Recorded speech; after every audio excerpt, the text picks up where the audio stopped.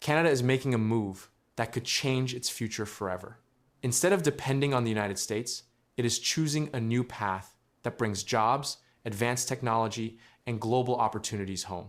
What happens next could weaken America's influence and turn Canada into a major force in the fighter jet industry. Prime Minister Mark Carney confirmed that Canada had entered negotiations with Saab for 5 to 6 GlobalEye airborne early warning and control aircraft valued at more than 5 billion Canadian dollars, the largest surveillance aircraft procurement in the country's history, placed with a Swedish company rather than an American one. That announcement landed on top of a separate, even larger discussion already underway. Saab's proposal to assemble between 150 and 200 Gripen E fighter jets inside Canada, creating 12,600 direct and indirect jobs across Ontario and Quebec, with the first potential export customer already identified. For the first time in 67 years, Canada is discussing building fighter jets again, not just for itself, for the world. In January 2023, Canada signed a 19 billion Canadian dollar agreement with Lockheed Martin for 88 F-35 Lightning II stealth fighters, with broader program costs estimated above 27 billion Canadian dollars. One day after Mark Carney became Prime Minister, March 15, 2025, his government ordered a review of that agreement. The stated reason was renewed U.S. tariff pressure and a wider deterioration in bilateral trust that highlighted Canada's exposure to American-controlled defense supply chains. That review is still active. 14 months later, it has expanded from a procurement question into something Canada has not seriously considered since 1959. The F-35's specific vulnerability in the current Canada-US relationship is the sustainment monopoly. The United States controls the F-35's software, upgrades, and operational data. Every software update, every modification to the aircraft's mission systems, every expansion of its weapons compatibility requires American authorization. Canada cannot modify an aircraft it owns without American approval. Reports from Europe referencing concerns about a kill switch, a mechanism allowing remote disabling of the aircraft, were explicitly cited in coverage from the National Security Journal, which noted that there is apprehension about the F-35's sustainment monopoly, where the US controls software, upgrades, and operational data. Our mission is actually embedded as part of our logo. It's to detect and protect. Told Germany's Bild newspaper that the kill switch is more than just a rumor. These concerns are present and documented across European allied defense discourse, and they are now present in Ottawa's procurement review. Against that backdrop, Saab's proposal is not primarily about which aircraft flies better. It is about what Canada owns when it signs the contract. If Canada wants to create sovereign capabilities, not just buy aircraft, we are prepared to transfer technology to Canada, Saab CEO Mikael Johansson stated.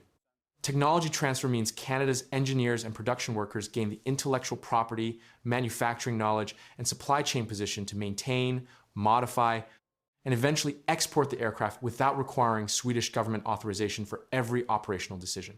That is the specific capability the F-35 deal cannot provide. The production geography Saab is proposing covers 2 provinces with the deepest existing aerospace industrial infrastructure in the country.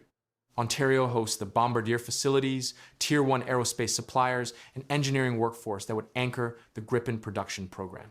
Quebec has Bombardier's commercial aviation division, the Global 6000 platform on which the GlobalEye is built, and the aerospace cluster around Montreal that already produces components for multiple international military and commercial aircraft programs. Pan-Canadian supplier networks extending into British Columbia, Alberta, and the Maritime provinces would add additional production depth. We're talking 150 to 200 aircraft being built in Canada. Saab's Vice President of Business Development for Canada told the Globe and Mail in November 2025, Saab is offering a very attractive proposal to the Canadian government that has strong industrial development and job creation aspects to it. 150 to 200 aircraft is not a small production run. For comparison, Canada's entire existing CF-18 fleet numbered 138 aircraft at peak strength. A Gripen production program of that scale, running over a decade or more, would make Canada one of the largest military aircraft producers in the Western world by unit output. The export dimension is what elevates this beyond domestic industrial policy. Ukraine has shown interest in more than 100 Gripens, while potential customers for the GlobalEye include France and Germany. If those export discussions mature into contracts, Canadian-assembled Gripens would be flying combat missions for a NATO partner, while Canadian-built GlobalEye aircraft provided battle management for Allied operations. Canada would be exporting advanced military capability, not importing it. The historical reference point for this discussion is the Avro Arrow, and the Canadian defense community has not been subtle about the comparison. When the Arrow program was cancelled in February 1959, approximately 14,000 Avro employees lost their jobs overnight. Canada's third largest company at the time was dismantled in weeks. The engineers dispersed many to NASA, where they worked on the American space program. The Arrow aircraft that had been built were scrapped. The tools and technical drawings were destroyed. And Canada spent the next 67 years as a buyer of military aircraft rather than a builder. One defense analysis in the Canadian Defense Review described the Arrow's cancellation directly. Canada sold out a huge advantage in manufacturing advanced military aircraft when the Avro Arrow program was terminated and became a passive purchaser of American technology content. To think that a respectful, reciprocal, friendly, and mutually beneficial relationship would always exist. The Carney government's broader defense framework provides the structural context for the Gripen decision.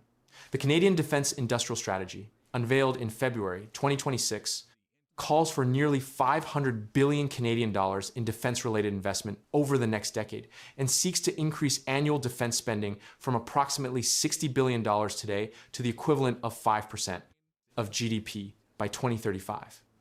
The strategy's build partner buy framework, domestic manufacturing first, allied partnerships second, foreign off-the-shelf purchasing only as a last resort, is precisely the procurement philosophy that makes a Gripen assembly line in Ontario strategically coherent rather than merely commercially interesting. The CUSMA leverage dimension adds a layer that trade analysts have been increasingly open about. There is a documented sense in Ottawa that the fate of the F-35 program is in Carney's hands and could be used as part of negotiations over the CUSMA review with its July 1st deadline. An $11 billion decision to build Swedish jets instead of American ones is a measurable commercial consequence for Lockheed Martin and for the American defense industrial base. It is also a statement about the direction of Canadian defense procurement that the Trump administration, which has been pressing Canada to increase F-35 orders as a condition of improving the bilateral security relationship, cannot ignore.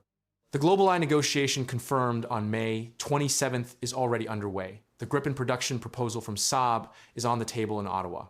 The F-35 review ordered on March 15th, 2025, has not produced a final decision. The July 1st CUSMA deadline is days away.